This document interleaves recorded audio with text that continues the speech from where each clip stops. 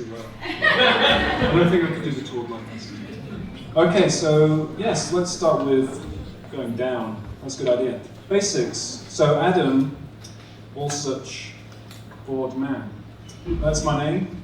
I am an illustrator, so that means I draw pictures, and then people give me money for the pictures, ideally. And I hope that's all you want to know. Goodbye.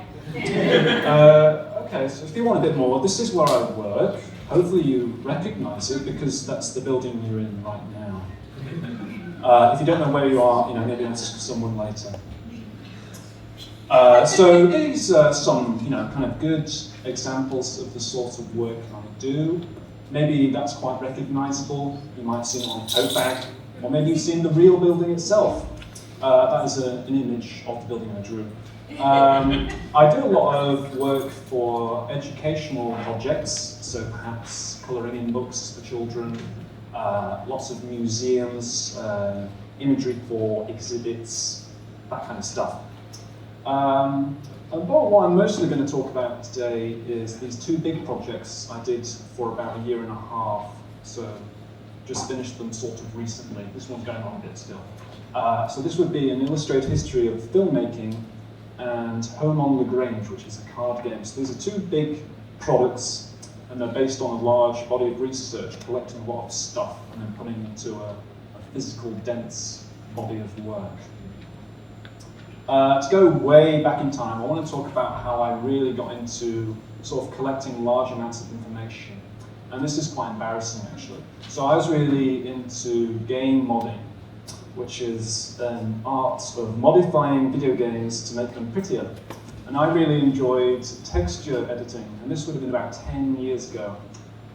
So here's an example. Here's a wonderful musketeer I made. Because when you want to play as a musketeer in a Star Wars title.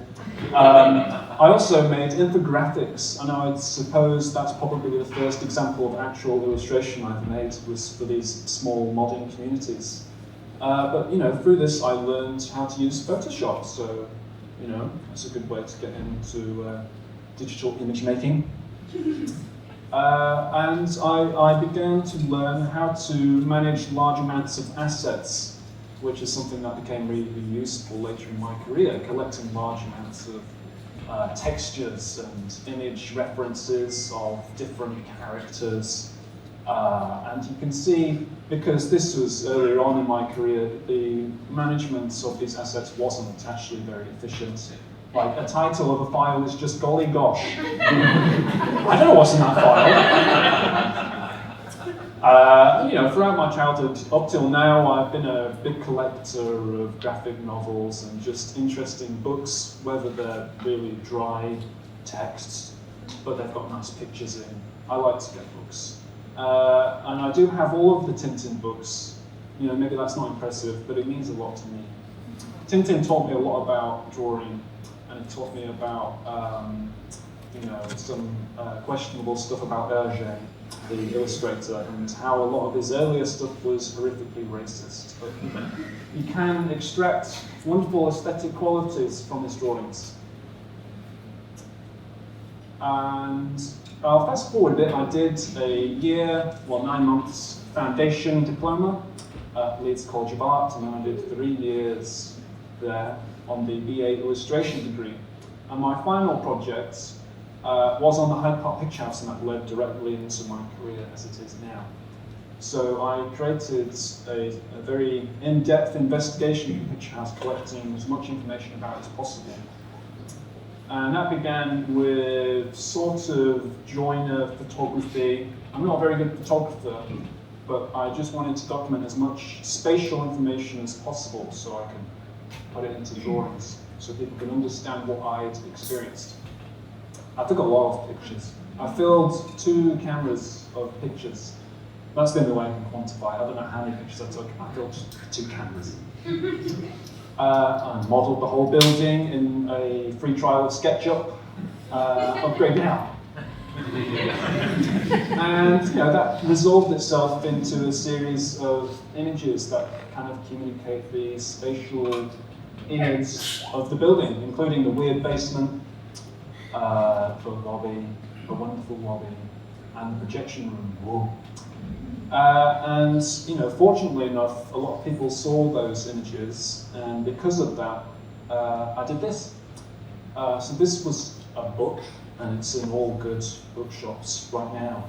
You can buy it if you like. They have signed copies at Coles Mayberry right now, under the high pop chance. So this project began with a lot of reading. I read a lot of books, which is good for any sort of research project, but I also assembled large amounts of imagery, whether that was pictures of shadow puppets or just watching a lot of films that I enjoyed, like 2001: A Space Odyssey, and then looking at the behind-the-scenes imagery. Just getting all this information into my head. And this was followed by, writing, trying to figure out how to quantify 100 years of film history into something someone can pick up and read at a leisurely pace. And I would also draw these kind of cryptic diagrams of circles and rectangles and squares, kind of based on suprematism, so Russian art from the 1920s, so Malevich kind of stuff, trying to balance the imagery. And these kind of squares and triangles and all sorts of shapes would evolve into sketches. So that's the entire book sketched out, which I haven't seen as one image until I did this presentation, and it reminds me of how much I did draw. So I was collecting large amounts of this raw information and then quantifying it as circles and squares, essentially, and then filling in the blanks. What would look good as a circle? Maybe it's an isometric projection of a man on a camera. That's a close-up of a sketch.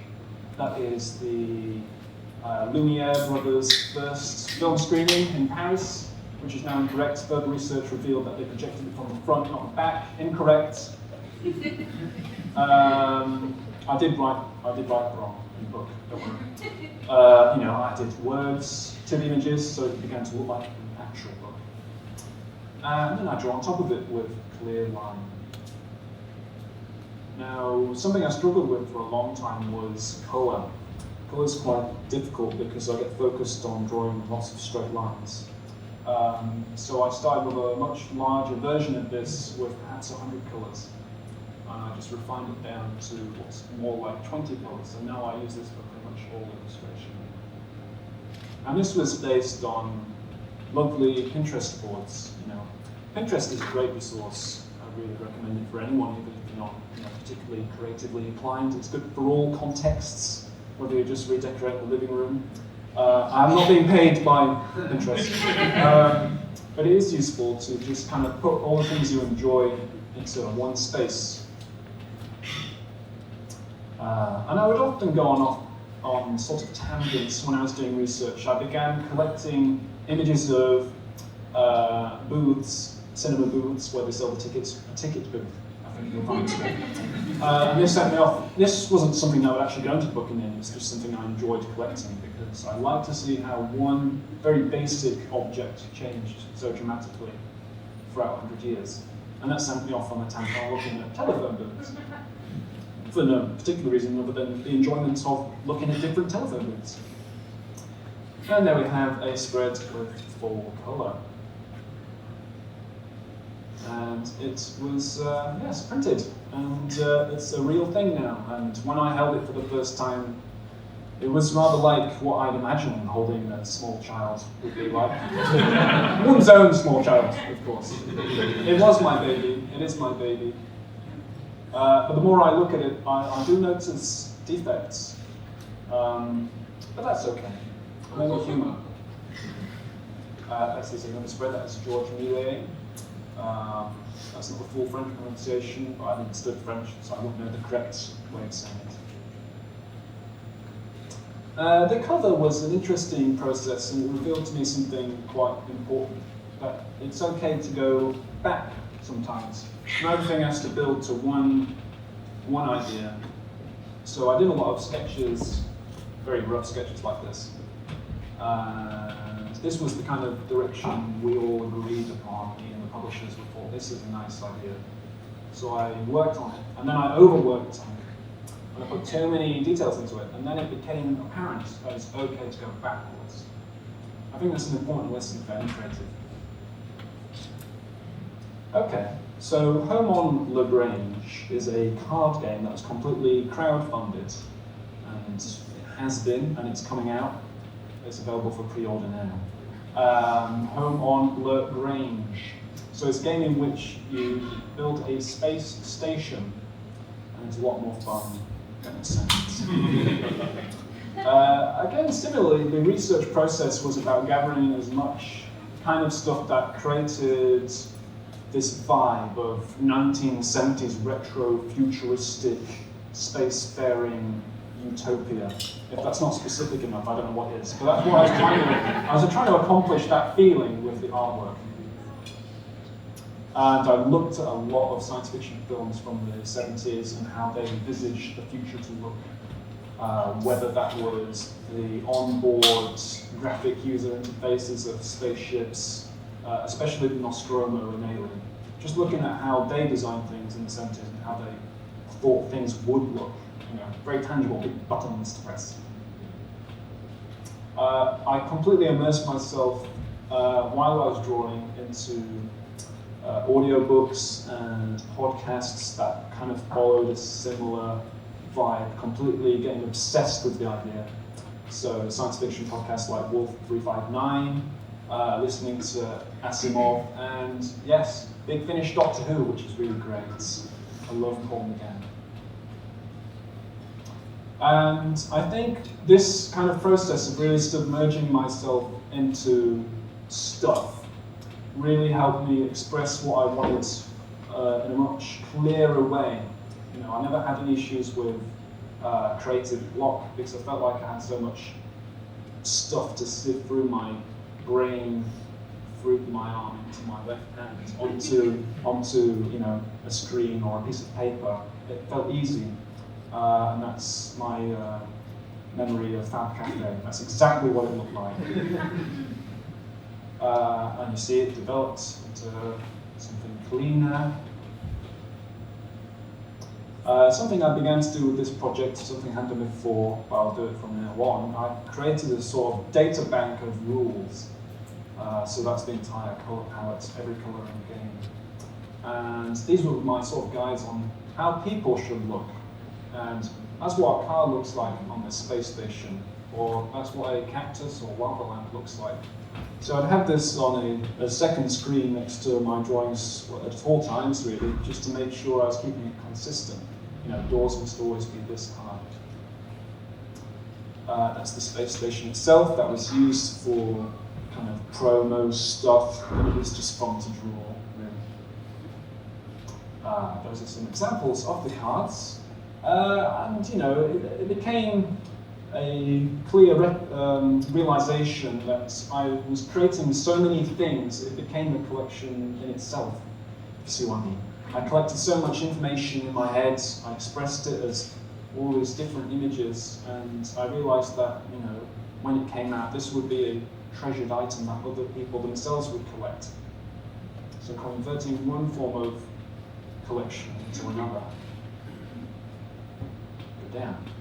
Okay. There's a lot of drawing in the game.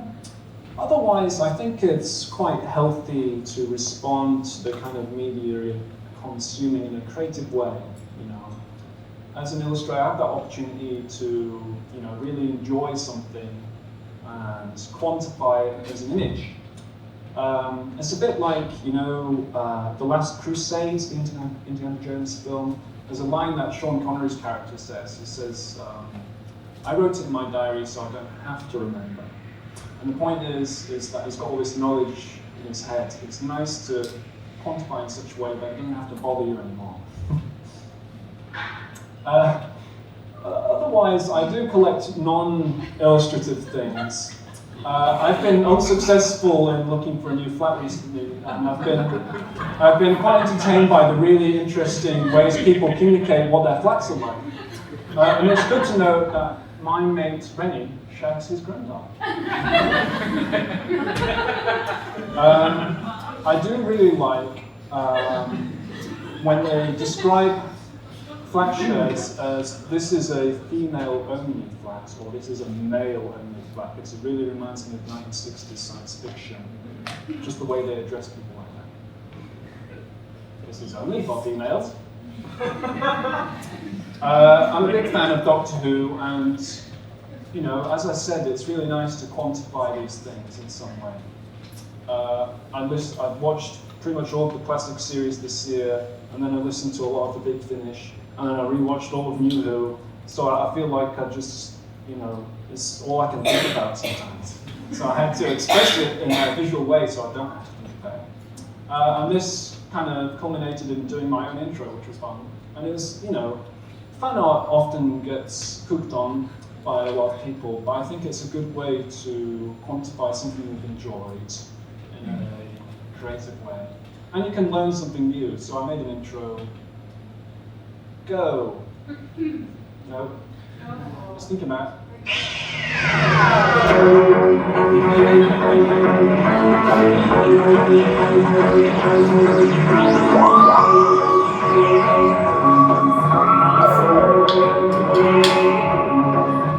Etc. It carries on. So that was really me just learning to mess about in After Effects, because I do like animating. I like to do more of it, and at the moment I'm on a brief in which I'm creating 70 short animations for the card game. So, you know, it did pay off because now I know how to do more things. Star Trek's also good. I've been watching that all the time. I watched TNG pretty much recently again, probably the 18th time, and I'm watching the original series presently. There it is. That's actually the design as it's seen in Discovery, just for anyone who wants to know that. Yeah, Star Trek's great. And, you know, that would often send me off on tangents, you know, becoming more interested in space and all the weird things that are in space, like all these interesting mountains that are in space. And that becomes its own form of distraction or collection of these interesting facts that I'd like to know. Like, I don't know, Connemara Chaos. Interesting place to go to if we ever get there. And you know, the largest mountain in the known galaxy is on Mars. It's really big. It features heavily in Total Recall. So why not spend the whole day drawing a poster on an Illustrator? And there we have it. I think this is a good opportunity for me to stop talking. And again, for me to, you know, say thanks for coming, and it was a pleasure to talk some words. Yeah. Oh, if you'd like a free joke, how about what kind of cheese would you use to hide a horse? Mascarpone.